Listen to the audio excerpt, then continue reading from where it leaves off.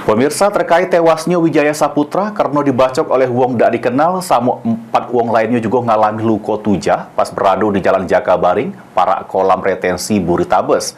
Polisi ungkap kronologisnya bermula dari pelaku dak seneng ditegur.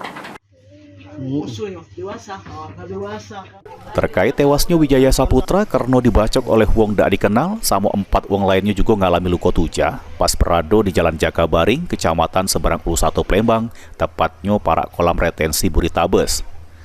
Kapolsek Seberang Ulu 1 Palembang, Kompol Alex Andrian yang ditemui di ruang begawinya ngungkap ke kronologis peristiwa berdarah tersebut bermula dari kelompok korban sama kelompok pelaku lagi beradu di TKP.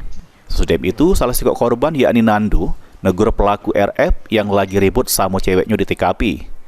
Diduga tak seneng pelaku langsung deketi korban, langsung menghujami sajam ke arah perut korban. Setelah kawannya ribut, pelaku lainnya juga ribut dengan kawan korban, sehingga terjadilah saling duel yang menyebabkan kelompok dari Nando ini ngalami luka-luka. Namun naasnya, korban Wijaya yang meninggal dunia pas kejadian lagi liwat di TKP, setelah ada keributan jadi berhenti. Pelaku inisial E yang masih DPO ini nak berlari bertemu dengan korban sehingga langsung dituja di bagian paha yang menyebabkan korban pendarahan yang akhirnya meninggal dunia. Di berawal para pelaku 4 orang itu sedang nongkrong di danau di belakang kantor DPRD, tepatnya di perbatasan Cilaberati dan 8 Hulu.